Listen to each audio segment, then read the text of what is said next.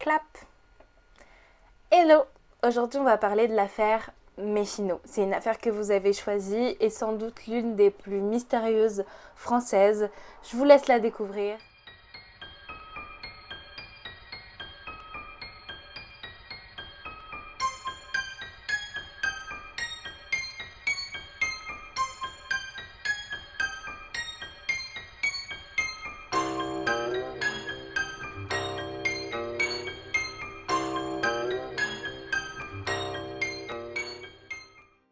Parlons donc un petit peu de la famille Méchineau.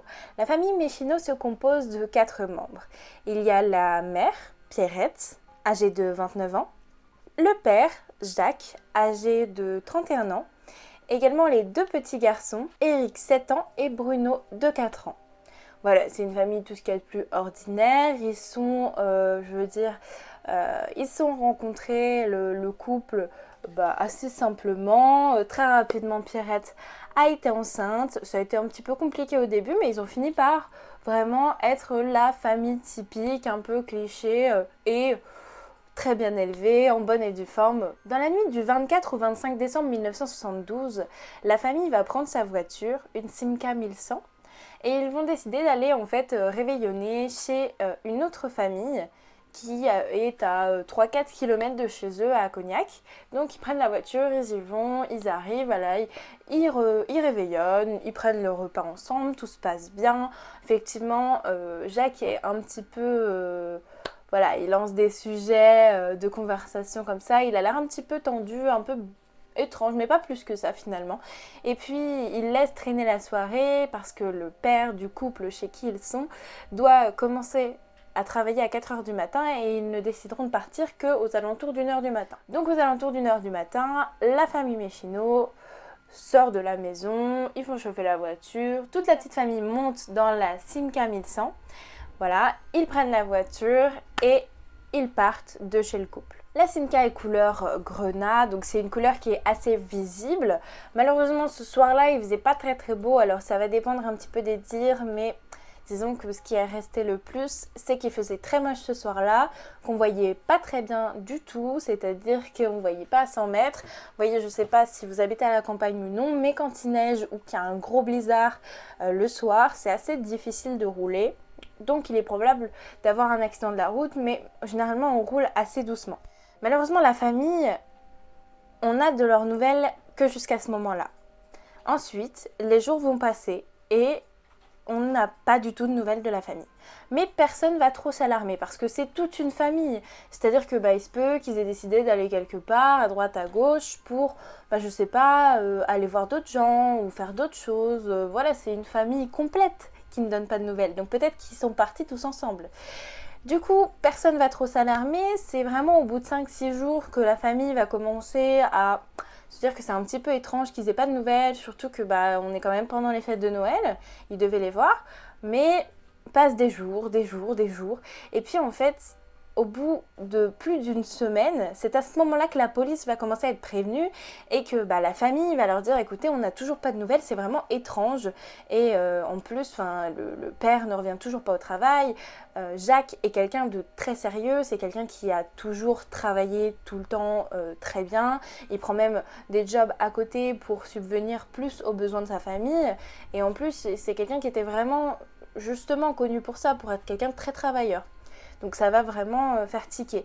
La police va commencer à rechercher, voir les voisins. Les voisins ne voient pas de mouvement depuis plusieurs jours dans la maison. Justement, au travail de Jacques, personne ne donne de nouvelles. Les enfants ne sont pas à l'école. Et ça depuis vraiment plus entre 8 et 10 jours. Parce que forcément à cette époque-là, tous les dires sont pas trop les mêmes, donc en fonction des sources, mais en tout cas plus de 8 jours après, c'est à ce moment-là que la police va décider d'ouvrir la maison et d'aller fouiller à l'intérieur. Et à l'intérieur, ils vont découvrir un spectacle plutôt choquant. Parce qu'en fait, tout s'est arrêté dans le temps. Le sapin est encore décoré avec les cadeaux de Noël en dessous. Un repas de Noël est dans le frigo avec des fruits de mer avariés parce qu'ils ont passé. La table est presque encore mise et toutes les affaires du couple sont encore là, mais aussi les affaires des enfants. Tout est intact, comme si rien ne s'était passé et qu'il devait encore débarquer d'un moment à l'autre. Et ça, plus de 7 jours après le réveillon de Noël, c'est vraiment perturbant. D'autant plus que les enfants, le soir de Noël, avaient vraiment hâte d'ouvrir leurs cadeaux. Et ça, je veux dire, ouvrir les cadeaux pour des enfants, c'est vraiment le truc qu'ils ont trop envie de faire, et se dire, oui, trop cool, j'ai commandé ça à Noël, j'aimerais trop l'avoir, enfin, voilà. Ça, c'est vraiment étrange. Et c'est à ce moment-là que la police va décider de déployer plus de moyens pour les rechercher. Ils cherchent une Simca 1100, couleur grenat. Ils cherchent donc dans la Charente qui passe à côté. Ils vont chercher également dans les champs, ils vont chercher un peu partout, ils vont poser des questions. Et là, ils vont commencer à vraiment passer un petit peu en mode vraiment enquête de recherche de disparition d'une famille. Parce que là, ça devient franchement inquiétant. La famille de Boutier ne donne toujours pas de nouvelles. Et la police continue ses recherches. Comme je vous l'ai dit, ils commencent à interroger l'entourage. Mais un collègue de travail et également le frère de Jean vont donner une piste très sérieuse aux enquêteurs et une piste qui va nous garder en haleine pendant très très longtemps et encore aujourd'hui. C'est la piste de l'amant. Il est dit que Pierrette avait un amant et c'est une relation qu'elle entretenait depuis déjà quelques temps et elle souhaitait quitter Jacques pour son amant à partir après les fêtes de Noël. Ça, Jacques ne le supportait pas et il l'avait dit déjà plusieurs fois qu'il n'aurait pas supporté que sa femme puisse avoir quelqu'un d'autre et qu'il aurait pu vriller. Alors, est-ce que c'est seulement des dires ou bien est-ce que ça a été une mise en pratique? Ça, on ne le sait pas. Mais ça va vraiment donner une piste et c'est l'une des seules pistes de cette histoire d'ailleurs parce que tout est très flou. Enfin, je veux dire, il n'y a pas de preuves, il n'y a pas de choses qui peuvent dire que ce soit passé comme ci, comme ça. On n'a rien. Rien du tout. Mais apparemment, Jacques, 2 jours avant le réveillon, avait appris justement que Pierrette le trompait. Alors, se serait-il vengé? Aurait-il tué toute sa famille? Ça, on ne sait pas. L'amant de Pierrette est donc Maurice Blanchon. C'est l'un des voisins, enfin une des personnes du village qu'elle fréquentait. Ça casse un peu l'image de la famille parfaite qui était vraiment en apparence pour cette famille Méchineau. Au début, la police va pas trop porter son attention sur Maurice. On va pas trop l'interroger. De même que on va pas explorer non plus la piste de la personne que Jacques a été voir quelque temps avant justement les fêtes de Noël. Et il a été voir un ami militaire dans le coin, enfin un petit peu plus loin.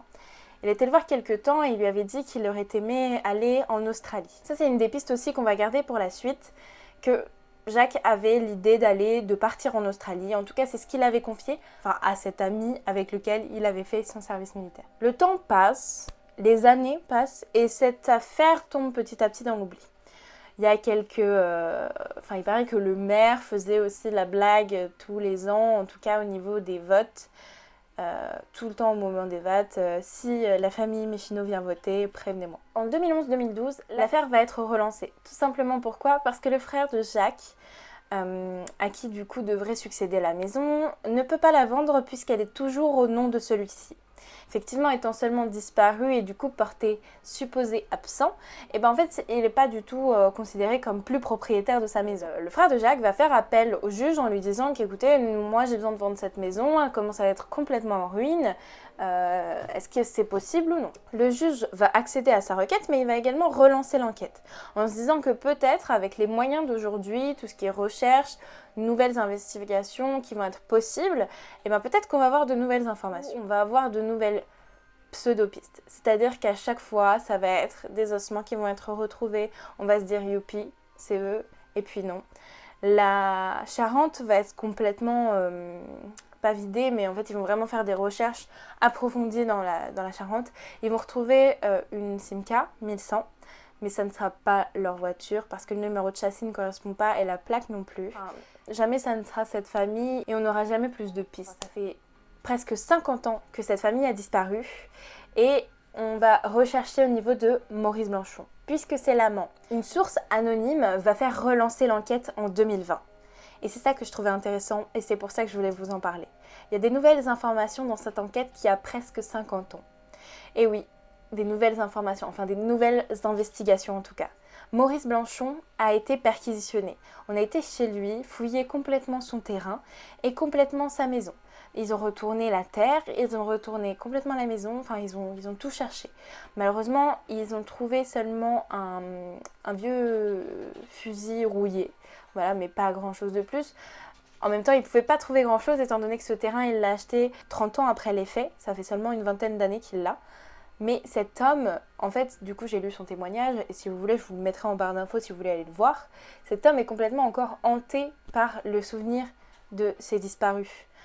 Pierrette, c'était son amant, effectivement, ça a été confirmé ça du coup, mais elle lui a donné aucune information. Elle lui avait dit, justement au moment où il a appris qu'elle le trompait, il lui avait dit « Ne t'inquiète pas, ne t'inquiète pas ». Et juste après ça, il ne l'a plus jamais revu. Voilà, la police cherchait dans sa maison une lettre, peut-être qu'il aurait pu recevoir de Pierrette, qui lui aurait dit « Bah voilà, je suis là, à ce moment-là, ça va bien », enfin, des nouvelles informations. Mais non, chez cet homme actuellement âgé de 75 ans, si je ne me trompe pas, il n'y avait rien. Pas d'autres informations. La maison de ses parents et la maison de son frère sera également fouillée parce que c'est des maisons qui sont avoisinantes pour avoir d'autres informations. Mais la seule chose qu'on va retrouver, c'est effectivement cette vieille carabine rouillée. Mais ce qui est intéressant aussi, c'est ce dont je vous ai parlé il y a un tout petit peu plus tôt dans la vidéo, c'est que lui est persuadé que l'ami justement qui a fait le service militaire avec Jacques est au courant de quelque chose. Parce que justement, il avait parlé de l'Australie avec lui, il avait parlé de partir. Il trouve que cette piste n'a pas été assez explorée. C'est-à-dire qu'on n'en a pas spécialement entendu parler alors qu'on s'acharne sur lui. Il était l'amant de Pierrette, mais ça ne va pas plus loin, il n'a pas eu d'autres informations. Or que lui aurait pu justement savoir où est-ce qu'il aurait pu aller en Australie et la police aurait pu faire des recherches là-bas. Mais ça, encore une fois, c'est pas une réelle information, c'est simplement une théorie. Alors vous, quelles sont vos théories ? Justement, j'aimerais bien les entendre parce que moi, j'ai eu du mal à me faire une idée par rapport à cette histoire puisque je trouve ça complètement fou. Et justement, est-ce qu'il aurait pu disparaître totalement avec sa famille ou est-ce qu'il aurait pu faire disparaître totalement sa famille, Jacques ? Est-ce que c'est autre chose ? Si ça avait été un accident de la route, on les aurait retrouvés. Là, c'est forcément quelqu'un qui est rentré en compte et qui les a fait disparaître. Mais qui ? Comment ? Où et pourquoi? Ça, on ne le sait pas et peut-être qu'on ne le saura jamais.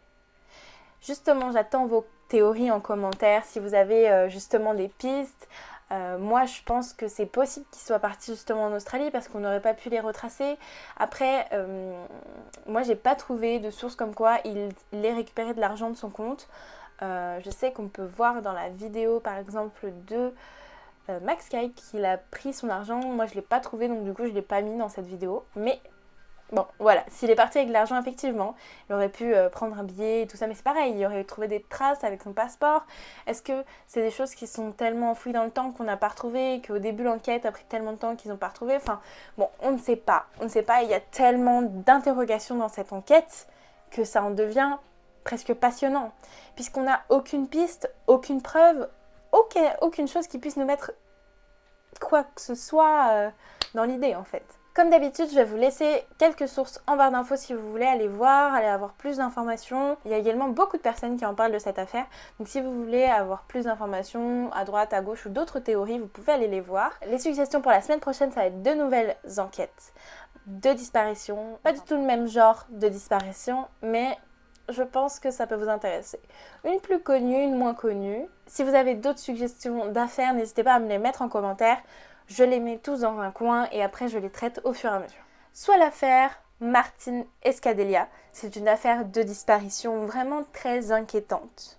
Soit l'affaire de Larry Ellie, c'est une affaire presque de disparition, j'ai envie de dire, de disparition d'une dizaine d'années.